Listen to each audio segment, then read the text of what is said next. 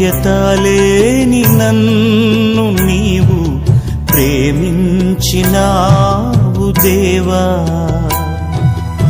ఏ అర్హత లేని నన్ను నీవు రక్షించినావు ప్రభువా.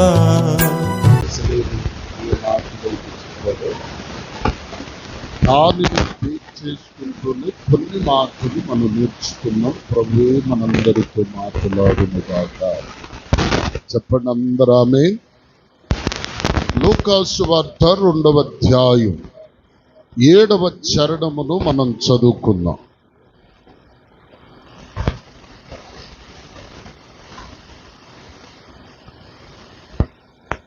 తన తొలిచూరు కుమారుని కని పొత్తిగుడ్డలతో చుట్టి సత్రములో వానికి స్థలము లేనందున ఆయనను పశువుల తొట్టెలో పరుండబెట్టెను. స్తోత్రం చెప్తారు గట్టిగా చెప్పండి హల్లెలూయా. దేవుడి వాక్యము ద్వారా మనందరితో మాట్లాడునుగాక. చెప్పండి ఆమేన్. గమనించండి ప్రియా దేవుని బిడ్డలారా, చదువుకున్నటువంటి వచన భాగం మనకు చాలా సుపరిచితమైనది. చాలా పర్యాయములు కూడా విన్నదే, చదువుకున్నదే, మనందరము ఎరిగిన లేఖన భాగమే. అయితే ఇక్కడ మనము చూడగలిగితే ప్రియులారా, దేవుని యొక్క వాక్యము తెలియచేస్తూ ఏమండి ఉన్నటువంటి మాట ఏమిటంటే, అలనాడు యూదుల యొక్క జనాభా లెక్కల కొరకై యూదా దేశపు బెత్లెహేమునకు రావలసినటువంటి ప్రతి ఒక్కరికి ఆహ్వానము పంపబడినప్పుడు నిండు శూలాలుగా ఉన్నటువంటి మరియమ్మ గారిని, అలాగుననే యేసేపు గారు వెంటబెట్టుకొని దరిదాపుగా 200 పైచిలుక కిలోమీటర్లు, ఎన్ని కిలోమీటర్లు? 200 పైచిలుక కిలోమీటర్లు వారు నడుచుకుంటూ వచ్చారట. ఎవరెవరు?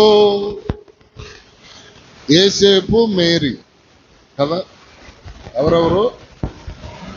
యేసేపు, మరియమ్మ తల్లి గారు. దరిదాపుగా ఇదిగో ప్రియులారా, నిండు గర్భిణిగా ఉన్నటువంటి ఆ స్త్రీ, నిండు ఇదిగో కనెటువంటి సమయములో ఉన్నటువంటి ఆ తల్లి ఎన్ని వందల కిలోమీటర్లు నడిచిందంట?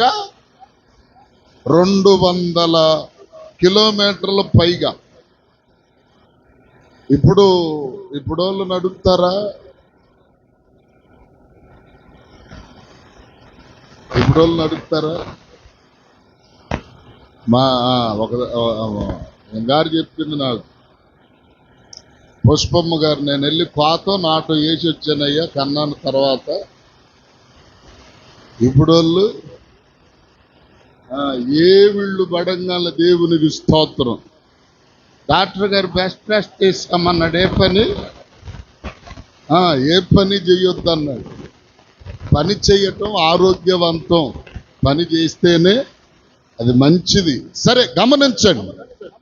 ఇదిగో ప్రియులారా, బెత్లెహేమునకు అనగా దావీదు పట్టణమైన బెత్లెహేమునకు వచ్చినప్పుడు తల్లి అయిన మరియకు ఆ నొప్పులు స్టార్ట్ అయ్యాయి.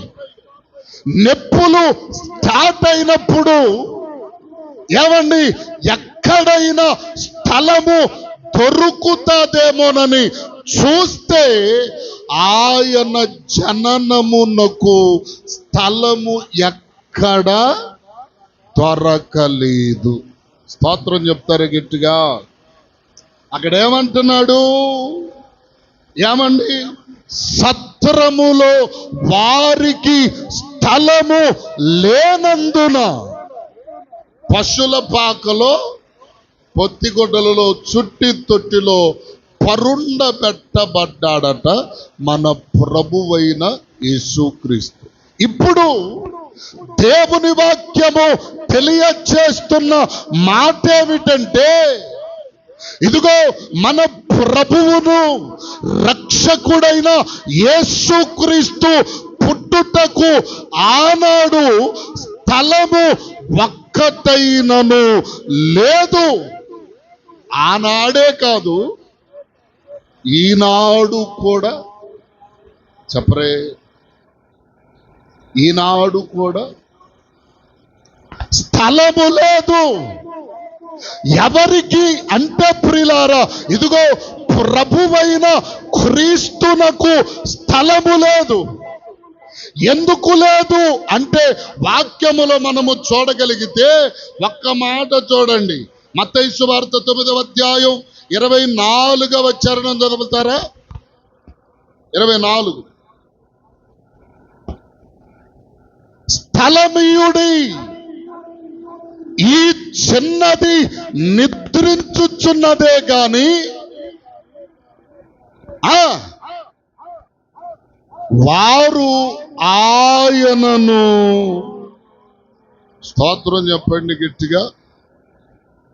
ప్రియులారా గమనించండి, యేసు క్రీస్తు ప్రభుల వారు సువార్త ప్రకటన చేస్తూ పలు ప్రాంతములను దర్శిస్తూ అనేకులను స్వస్థపరుస్తూ వెళుతుండగా ఆ మాట ఒక యూదుల అధికారి చెవిన పడింది. ఆ యూదుల అధికారి కుమార్తె రోగి అయి, ఇదిగో ప్రియులారా, మంచములోనే పడి ఉండి ఆమె చనిపోయిందట. చనిపోతే ఇప్పుడు యూదుల అధికారి ఏం చేశాడు? ప్రభు దగ్గరకు వెళ్ళాడు. అయ్యా, నా కుమార్తె చచ్చిపోయిందయ్యా, ఒకసారి నువ్వు వస్తే. అయ్యా ఏమండి, నా కుమార్తె అనారోగ్యంతో నువ్వు వస్తే బాగుంటుందనే లోపు కొంతమంది వచ్చయ్యా నీ కుమార్తె చచ్చిపోయింది అన్నారు. చచ్చిపోయింది అనేసరికి వెంటనే ఆ చనిపోయిన చోట కొంతమంది కూడి ఉన్నారు, గుంపు కూడేశారు. జనులందరూ గుంపు కూడేశారు. మరలా ఇంకొక విషయం ఏంటి? కొల్లు చేయువారు కూడా ఉన్నారంట. కొల్లు చేయువారంటే ఎవరో? ఏడ్చేవారు. ఏడ్చుచున్నవారు ఏడుస్తున్నారు ఒక ప్రక్కన. ఏమండి, ఇదిగో ప్రియులారా, ఆ గుమ్ముగూడి ఆ చిన్న పాప చుట్టూ ఉన్న ప్రజలు ఉన్నారు. యేసు ప్రభువారు ఆ స్థలమునకు వెళ్ళునప్పటికీ అక్కడేమి లేదు. చెప్పరే, ఏమి లేదు? అక్కడేమి లేదు, స్థలము లేదు. దేవుడు ఆ స్థలానికి వెళ్ళేసరికి స్థలం లేదు. స్థలము లేకపోవుటను బట్టి ఇదిగో ప్రభు యొక్క శిష్యులు అంటున్నారు, అయ్యలారా స్థలమీయుడి, ఆ కుమార్తె చనిపోలేదు, నిద్రించుచున్నది అని చెప్పంటే అక్కడ అందరూ కూడా ఏం చేశారంట? అపహాస్యము చేశారు. ఇప్పుడు దేవునికి స్థలం ఇవ్వడానికి చాలా మందిలో ఏముంది? చెప్పరే, అపహాస్యం. మాకే స్థలాలు చాలకపోతుంటే అపహాస్యం ఇదే. అర్థం కావట్లా? స్థలమీయుడి, ఆ కుమార్తె నిద్రించుచున్నదంటే కొంతమంది అపహాస్యము చేశారట. అంటే ఇదిగో ప్రియులారా, ఇక్కడ మనము చూడగలిగితే సత్రవలో ఆయనకు స్థలము లేదు. స్వస్థపరచుటకు ఇదిగో ప్రియులారా ఆ యొక్క యూదుల అధికారి ఇంటికి వస్తే అక్కడ కూడా స్థలము లేదు. అంటే ఇదిగో స్థలం ఏంటంటే వాళ్ళందరూ హేళన చేస్తున్నారు. ఈరోజు మనం గమనిస్తే ప్రియులారా మానవ జీవితములో అనేకమైనటువంటి వాటన్నిటికీ చాలా ఖాళీ ఉంటుంది మనిషిలో. వ్యవహారాలు వినటానికి అర్థం కాలే వ్యవహారములు చేయుటానికి వినటానికి, లేకపోతే తర్వాత ఇతరితర కార్యక్రమాలు చేయడానికి. ఏమండి ఇదిగో మన జీవితములో ప్రతి విషయమునకు ఏమండి ఖాళీ ఉంటుంది, స్థలము కూడా ఉంటుంది. కానీ దేవుని విషయములోనికి మనము చూస్తే ఇదిగో ఇక్కడ ఏమంటామంటే మనం కొంచెము అపహాస్యంగానే చెప్పండి, ఒక 3 రోజులు కూటం పెడదాం, దీనికేం పని లేదు, అపహాస్యం. 3 రోజులు కూటం పెడదామంటే అబ్బో హల్లెలూయా చెప్పండి, హల్లెలూయా. అందుకనే ప్రభువు వాక్యము మాట్లాడుతూ అంటాడు మోషేతో. ఇదిగో నిర్గమాకాండం 25:8 ఇందాకడ మనం చూసాం. ఆ మాటలు ఏమంటాడు, ఇదిగో ప్రియులారా నేను వారి మధ్య నివసించున్నట్లు నాకొక పరిశుద్ధ స్థలము నిర్మించాలి. ఇప్పుడు దేవుడు కూడా కోరుకుంటుంది ఏంటి, ఆయనకు నీ హృదయములో నీ జీవితములో ఒక స్థలము ఆయనకు కావాలని కోరుకుంటున్నాడు. కోరుకుంటుంటే నువ్వేం చేస్తున్నా? అపహాస్యం. నీ అపహాస్యం మండిపోను. ఏమండి అపహాస్యాలు ఎన్నైనా మనం చేస్తాం, కానీ నేను అంటాను ప్రియులారా ఈ అపహాస్యము ఎంతవరకు అంటే అంత బాగున్నంత వరకు, అంతేనా కదా. దేవుని వాక్యంలో ఒక మాట చూడండి, ప్రసంగి భక్తుడు మాట్లాడుతూ ఒక మాట అంటాడు, హృదయములో మనుషుని కంట కొంతకాలం వెర్రితనం నడుస్తుంది అంటాడు. చూడండి 9వ అధ్యాయం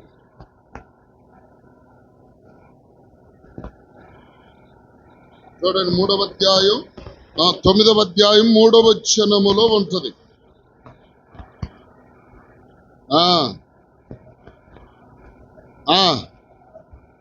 బహు దుఃఖకరము మరియు నరుల హృదయము చెడుతనముతో నిండి ఉన్నది.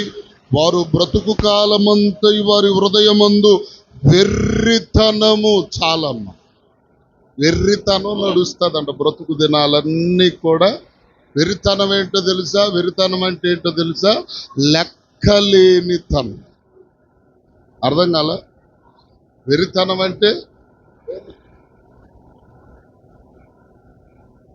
దేవునికి స్తోత్రం చెప్పండి, గట్టిగా చెప్పండి హల్లెలూయా. ఇప్పుడు గమనించండి ప్రియులారా, ఏమండి ఆయనకు స్థలమిస్తే, ఆ యొక్క యూదుల అధికారి ఇంట స్థలమిస్తే అక్కడ ఏం జరుగుతుంది అంటే ఒక అద్భుతము జరుగుతుంది. అద్భుతం జరగాలంటే ఏం కావాలా చెప్పండి అమ్మా?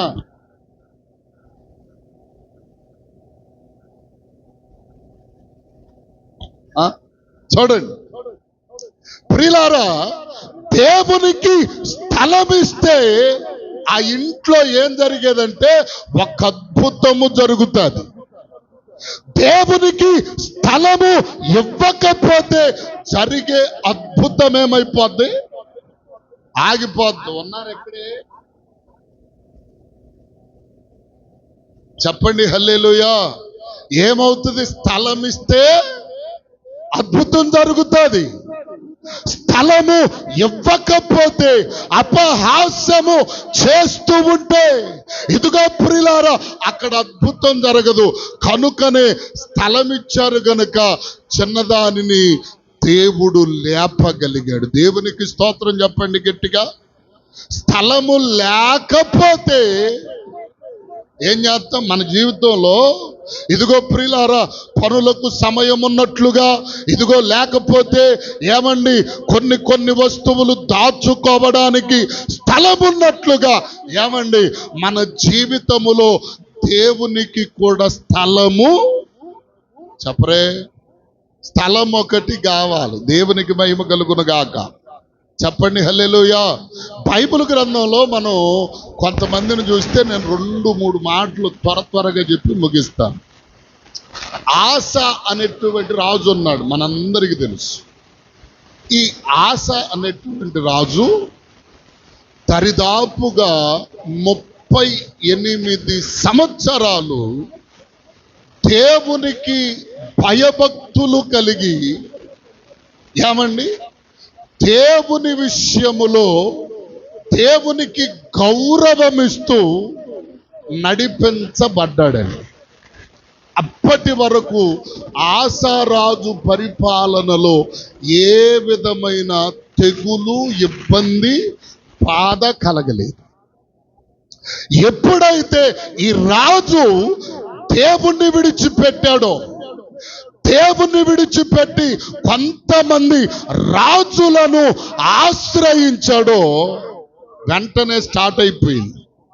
ఏమిటది అంటే, దేవుని మీద ఆధారపడవలసిన మనుష్యుడు ఇప్పుడు ఎవరి మీద ఆధారపడుతున్నాడు?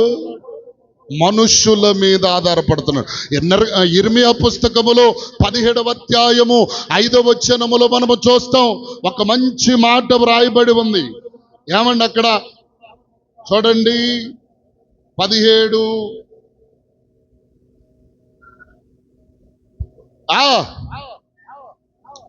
నరులను ఆశ్రయించి శరీరులను తనకు ఆధారముగా చేసుకొను.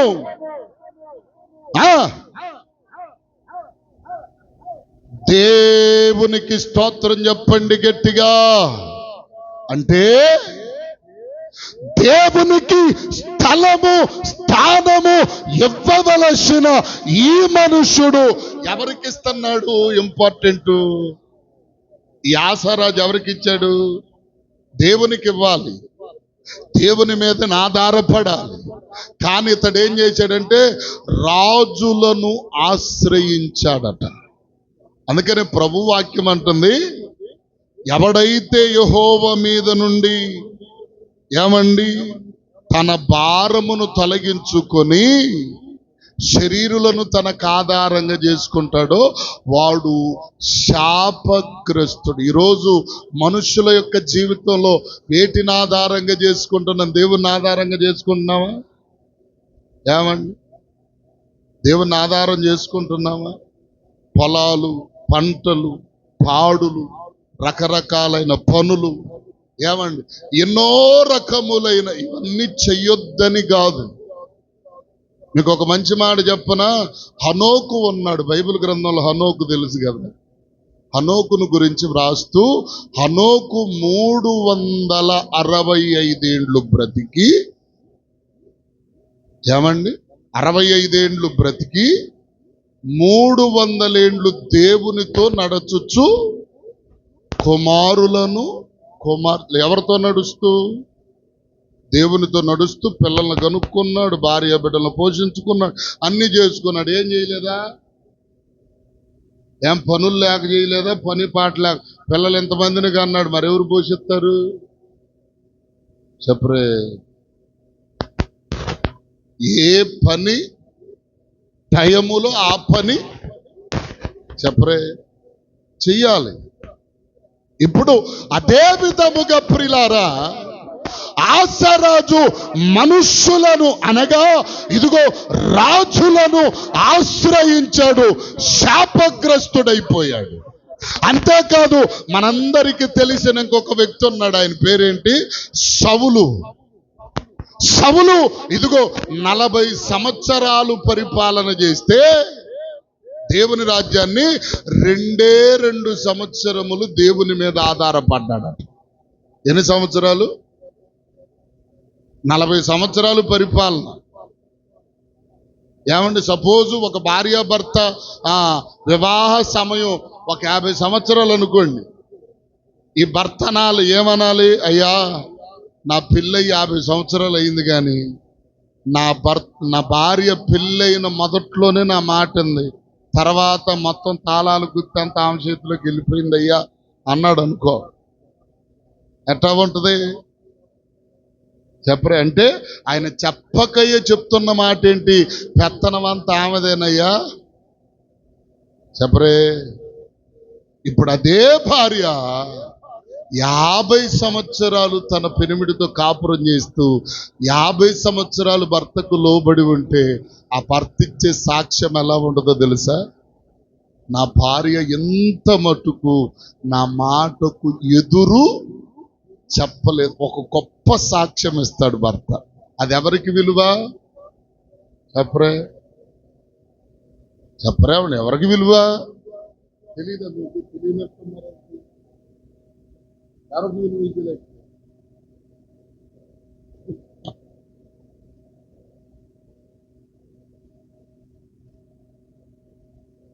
ఎవరికి విలువ?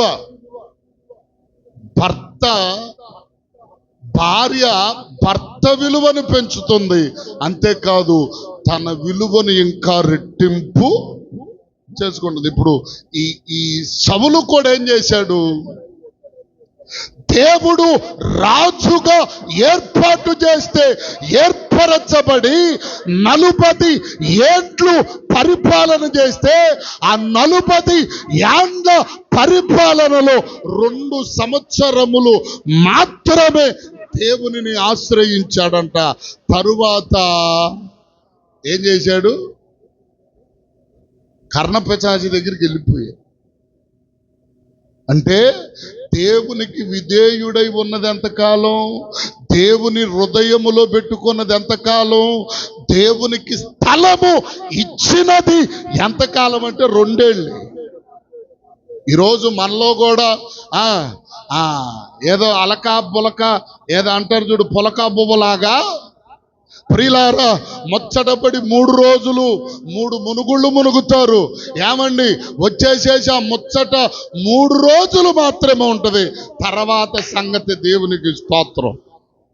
ఏమండి, 3 నాళ్ళ ముచ్చట కోసం ఈ మనిషి 3 మునుగులు మునుగుతాడు. ఈ 3 మునుగులు మునిగి సేవకుడు అనుకుంటాడు అప్పుడు, అమ్మా సంఘంలో ఒక విశ్వాసం పెరిగిందని. ఆశ తీరక ముందు మొత్తం పేక మీద కాలేసి తొక్కేస్తారు. అది హల్లెలూయా. అర్థం కాల? గమనించండి. ఆరాటం, ఈ ఆరాటం ఆరే దాకా ప్రియులారా చూడండి ఎంత ప్రయాసపడతాము. ప్రార్థన అన్ని విషయాలు 2-3 రోజులు. అర్థం కాల? ఉల్లిపాయ కోస్తే కారే కన్నీరెంత? ఏమండి, అంత కూడా ఉండదు మన విశ్వాసం. దేవునికి ఇవ్వవలసిన స్థానము మన జీవితములో ఇచ్చేది ఎంతంటే కొంతే. అందుకనే ఇప్పుడు ప్రభు అంటున్నాడు, నాకు స్థలమియుడి. స్థలమిస్తే అక్కడ ఒక అద్భుతం జరుగుతుంది. నీ జీవితములో నాకు స్థలమిస్తే నీ జీవితములో అద్భుతములు జరుగుతూ నీ కుటుంబ పరిస్థితులు మార్చబడతాయని దేవుడు మాట్లాడుతున్నాడు. స్తోత్రం చెప్తారా గట్టిగా? మరి నువ్వు స్థలం ఇచ్చేది ఎప్పుడు? నీ జీవితంలో అద్భుతాలు జరిగేది ఎప్పుడు? నీ కుటుంబము వ్యవస్థలు మారేది ఎప్పుడు అంటే దేవునికి మాత్రం స్థలం ఇవ్వను కానీ మీకు ఒక మంచి మాట చెప్పాలి. మీకు ఒక మంచి మాట నా సాక్ష్య రూపంగా చెప్తాను. నేను నా కుటుంబం అంతయు దేవుని మీద ఆధారపడి మాత్రమే బ్రతుకుతుంది. ఈ రోజుకు చెప్తున్నాను నేను. ఈ రోజుకి నా ప్రతి విధమైన అవసరతలన్నీ కూడా దేవుడు ఆలోచన కూడా రేపేం చెయ్యాలన్న ఆలోచన కూడా లేకుండా ప్రతి ఒక్క అవసరత చెప్పరే ఎవరు తీరుతున్నారు? ఏమంటే కాకులను గురించి ఆలోచించుడి, విత్తవు కోయవు కూర్చుకొను, పరలోకపు తండ్రి పక్షులను వాటిని పోషిస్తున్నాడు, అట్లాగే నన్ను కూడా పోషిస్తున్నాడు. స్తోత్రం చెప్తారు గట్టిగా, హల్లెలూయా.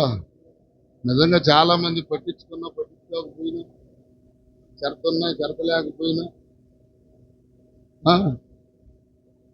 చెరతున్న వాళ్ళందరూ వందనాలు, చెరతలేని వాళ్ళకు కూడా వందనాలు. దేవునికి స్తోత్రం. సేవకుడు అంటే నిజంగా చెరత కలిగిన వాళ్ళు కొంతమంది ఉన్నారు, వాళ్ళందరికీ నిండైన వందనాలు. ఏమండి మీ అందరికి లేదని నేను అంటలా, లేదని నేను ఎవరు పేరు ఎత్తటల్లా. ఉన్నవాళ్ళు ఇంకా కొంచెం అభిమానంగా మా సేవకుడు, నా సేవకుడు అనే ప్రేమ, ఆప్యాయత, అనురాగం. ఏమండి నా సేవకుడు బాధపడకూడదనే కొంత ఆలోచన కలిగిన వాళ్ళు చాలా మంది ఏ దిక్కు నుండైనా దేవుడు వారిని లేపుతూనుంటాడు. వారి నిజంగా వారి జీవితాలు కూడా ఆశీర్వాదకరంగానే ఉంటాయి. స్తోత్రం కలుగును గాక. చెప్పండి హల్లెలూయా. ఈరోజు నేను అంటాను, దేవుడు మనం ఎంతగానో పోరాటం చేస్తేనే, ప్రాకులాడితేనో, లేకపోతే దేవుడు ఇవ్వడు ప్రియులారా. దేవుడు ఇవ్వాలనుకుంటే అది ఎప్పుడైనా ఆశీర్వాదకరంగానే ఉంటది, అంతే. హల్లెలూయా. చెప్పండి హల్లెలూయా. నిజంగా కిడ్నీ ఆపరేషన్ జరిగి ఇప్పుడు 2 సంవత్సరాలేమో. ఈ రోజుకి ఒక్క దేవుని మీద, దేవా నువ్వే దిక్కు, నువ్వు తప్ప నాకు దిక్కే లేదనుకున్నాను, అంతే ప్రియులారా. ప్రతి సమస్యలు ఎందుకు ఈ మాట చెప్పాల్సి వచ్చిందంటే, ఇప్పుడు మనం ఏం చేస్తాం? దేవుణ్ణి విడచి, దేవుని మరచిపోయి ప్రియులారా రకరకములైన ప్రయత్నములు చేస్తూ ఉంటాం. అందుకనే బైబిల్లో ఈ సౌలు కూడా ఏం చేశాడంటే, దేవుని మీద ఆధారపడవలసిన సౌలు 2 సంవత్సరాలు ఆధారపడ్డాడు. తర్వాత కర్ణపిశాచి మీద ఆధారపడ్డాడు. ఆఖరికి దేవుడు అరిచేతిలో పచ్చడేశాడు. ఎందుకు అరిచేతిలో పచ్చడి ఎందుకు వేస్తారు?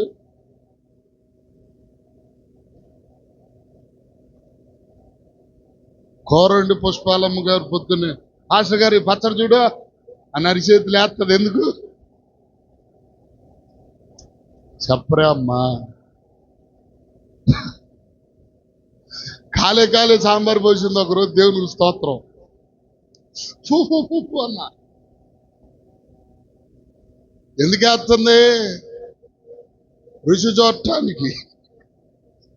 అర్థమవుతుందా? దేవుడు కూడా ఏం చేస్తాడంటే, దేవుని మరచి దేవునికి స్థలం ఇవ్వవలసిన మన జీవితాల్లో దేవునికి స్థలం ఇవ్వకుండా ఆ స్థలములో వేరొకరిని పెట్టినచో, నేను అంటాను, మన జీవితాలు చాలా లోతైన స్థితిలోనికి వెళ్ళిపోతున్నాయి. దేవుని వాక్యములు మనం చూస్తాం. కొంతమంది భక్తులు ఉన్నారు, ఆకాను దేవుని మాటకు విలువిచ్చి దేవునికి స్థలం ఇవ్వవలసిన ఆకాను దేవుని మాటను లెక్క చేయలేదు, పాడైపోయాడు. ఏమండి గెహాజీ దేవుని మాటకు విలువివ్వలేదు, స్థలం ఇవ్వలేదు, పాడైపోయాడు. ఏమండి ఇంకా మనం చూస్తే అక్కడే మనకు కనపడతారు బిలాము దేవుని మాట విన్నాడా? చెప్పరే, దేవుని మాట విన్నాడు? ఇలా బిలాము, ఆకాను, గెహాజీ వీళ్ళందరూ కూడా దేవుని మాట వినలేదు. దేవునికి ఇవ్వవలసిన స్థలము ఇవ్వలేదు. హృదయములో దేవునికి ఎంత విలువ ఉంది నీ జీవితంలో? చెప్పరేమండి అమ్మ? దేవునికి ఎంత విలువిచ్చావు నీ హృదయంలో అంటే చాలా కొద్దిగా, చాలా కొద్దిగా. ఇంకొక విషయం చెప్పన, క్రొత్త నిబంధనలోకి వచ్చేసరికి ఏమండి అననీయ సప్పేరాలు కనపడతారు. తర్వాత ఏమండి ఇస్కరియోతు యోధా కనపడతాడు. దేవునికి ఎంత విలువిచ్చారండి. డబ్బుకిచ్చిన విలువ కూడా ఇస్కరియోతు దేవునికి ఇవ్వాల.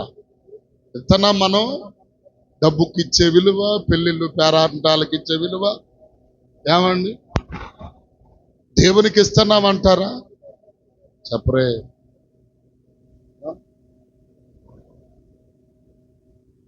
దేవునికి ఇస్తున్నామా? ఈరోజు క్రైస్తవత్వం ఏమైపోయిందంటే ఏమండి చాలా దారుల్లోనికి వెళ్ళిపోయింది.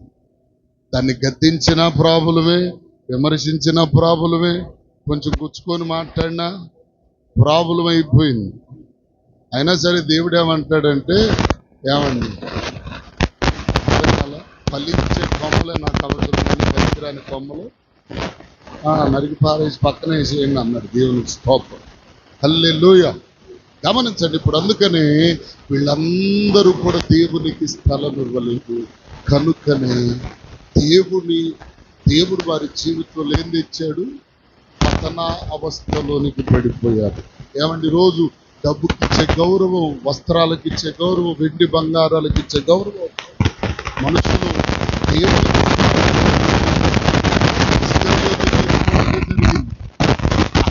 సభ్యనాల జీవితంలో అదే జరిగింది. ఇంకా చాలా మంది డబ్బుకిచ్చే ప్రాధాన్యతలో కొంత ప్రాధాన్యత కూడా దేవుడికి కదా. అవునా కదా? డబ్బుకిచ్చే ప్రాధాన్యత 1000 రూపాయలు ఇస్తాను, 10 రూపాయలు డబ్బులు అనుకునేవారు లేదా?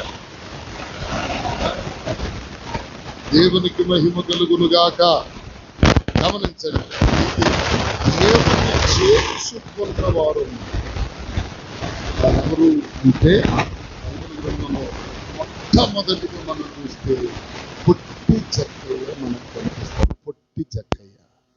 పొట్టి చెక్కయ్య పాపాత్ముడే, ద్రోహే, మనుషుల దృష్టిలో అపాయకరమైన వ్యక్తిగా ఉన్నవాడే. కానీ పొట్టి చెక్కయ్య మేడు చెట్టు ఎక్కి ప్రభుని చూస్తున్నప్పుడు ప్రభు అన్నాడు, చెక్కయ్య కిందకి దిగిరా, నేడు నీ ఇంటికి నేను రావాలనుకుంటున్నానంటే ఆయన్ని ఎలా చేర్చుకున్నాడంట చూడండి. లోకాసు వార్త 19:6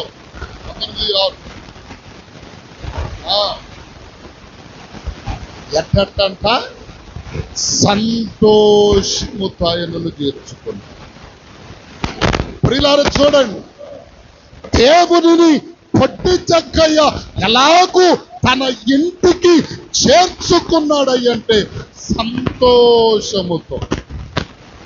అంటే దేవుణ్ణే సంతోషంతో చేర్చుకున్నాడంటే దేవుని విషయమైన కార్యాలు కూడా ఎలా చేస్తాడు?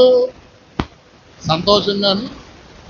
అప్పుడే ప్రార్థనకు వచ్చిన సంతోషంగానే వస్తాడు. మాడు మొగ్గు వేసుకొని రాడు. అర్థం కాల. కొంతమంది ప్రార్థనకు వచ్చేటప్పుడు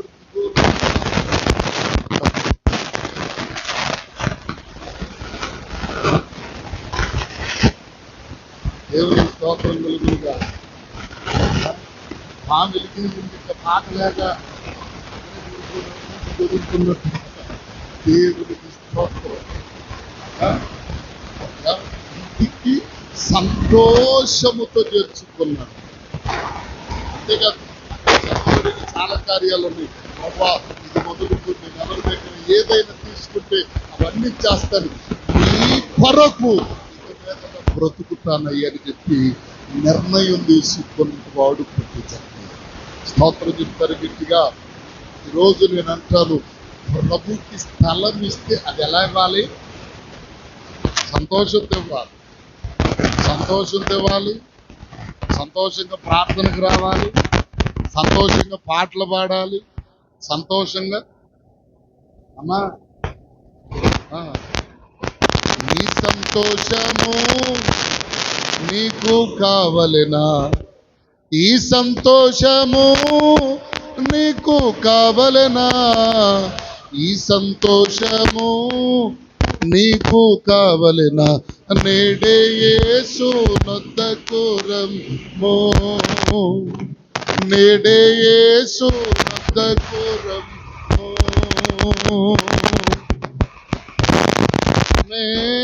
సమాధానమే సంతోషమే, సమాధానమే సంతోషమే, సమాధానమే చెప్పనా సఖ్యమైన సంతోషం, చెప్పనా సఖ్యమైన సంతోషం.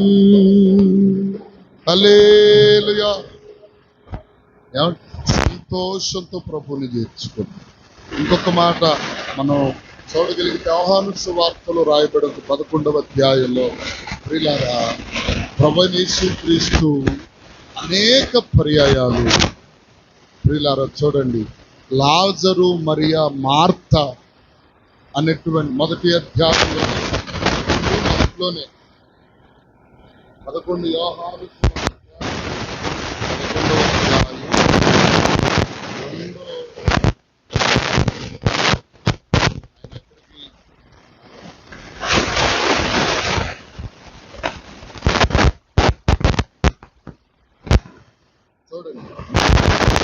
మరియు ఆమె సహోదరి అయిన మార్త అనువారి గ్రామమైన బెతన్యాలోనున్న ఇంటికి ప్రతిసారి వచ్చేవాడు. ఇప్పుడు మరియా, మార్త, లాజరు ప్రభుని ఎలా చేర్చుకున్నారు? ఎప్పుడు వచ్చినా ప్రభు ఆ ఇంటికి ఎప్పుడు వెళ్ళినా, ఆ ఇంటిలోనికి ఎప్పుడు అడుగు పెట్టినా, ఇదిగో మరింత ప్రభువుకి పరిచర్య చేస్తూనే ఉండేది. అనుకుంటా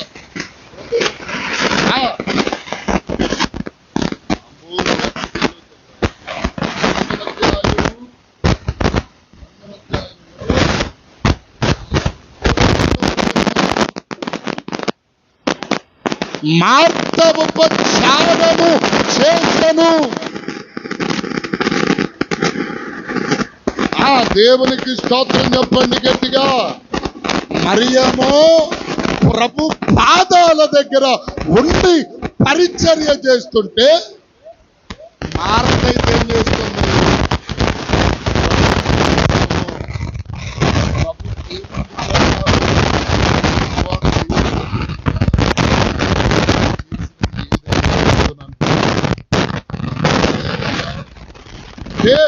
ఎప్పుడు ప్రభువు వారి ఇంటికి అడుగు పెట్టిన వారు ఎలా చేర్చుకునేవాళ్ళు తెలుసా? సంతోషముతో ఇష్టపూర్వకంగా చేర్చుకునేవారు. ఆఖరికి లాజరు చచ్చిపోయిన 3వ రోజుకి ప్రభు బెతనియాకు వస్తే మరి అన్నారయ్యా,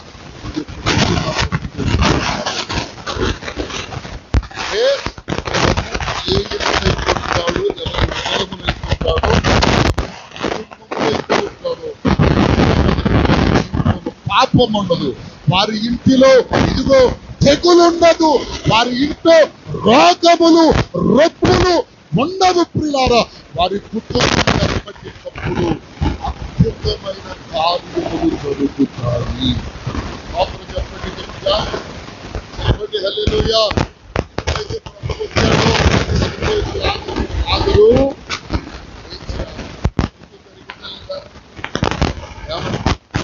యాయూరు కుమార్తె యాయూరు వెళ్ళినప్పుడు యాయూరు కుమార్తె జనగానా లేచి రమ్మనగా లేచి వచ్చింది. అర్థం కాదు ఏమండి?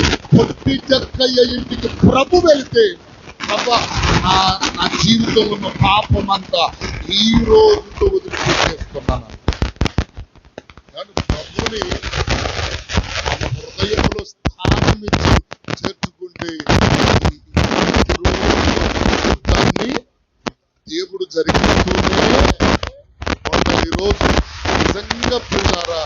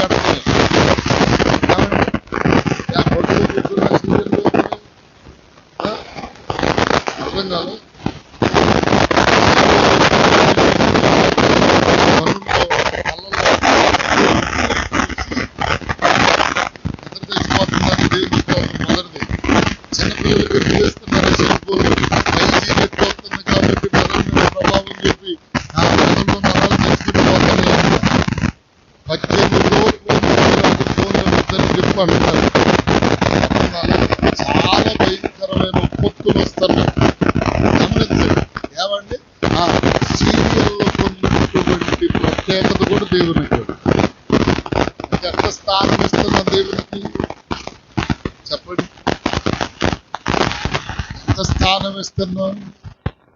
ఇవాళ నిజంగా చెప్తున్నాను నేను పిల్లల, నిజ క్రైస్తవుని యొక్క ఆలోచన ఎలా ఉండదో తెలుసా? అది ఏదైనా సరే దేవుని తర్వాతే ఇలా ఉన్నవాడు నిశ్చయంగా దీవించుకోవాలి. దేవునికి స్తోత్రం చెప్పండి గట్టిగా. చెప్పన్న గారు మీ అందరికీ చెప్పాను కదా, మా ప్రిన్సిపల్ గారు చెప్పన్న శాస్త్రి ఏంటి సాక్ష్యం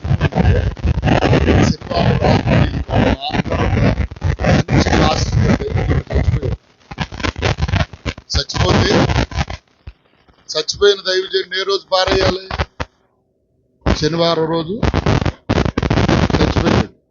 మరి దూరా బారా వాళ్ళు రావాలి కదా, కాబట్టి ఆదివారం పారేయాలి. మరి ఆదివారం పాతన ఏం చేస్తా?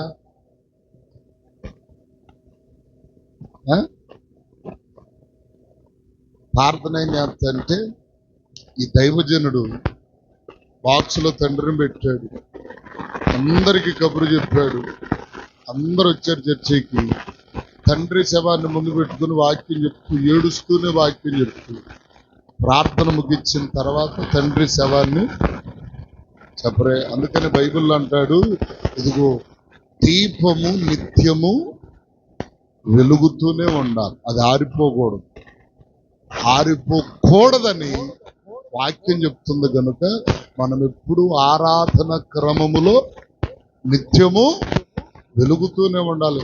వాళ్ళు వీళ్ళు ఇది అది. ఇంకొక మాట బైబిల్ అంటాడు, మీకు వచ్చే సంవత్సరం చెప్తాను మాటలన్నీ, మృతులను పాతి పెట్టుకుందరు అంటాడు.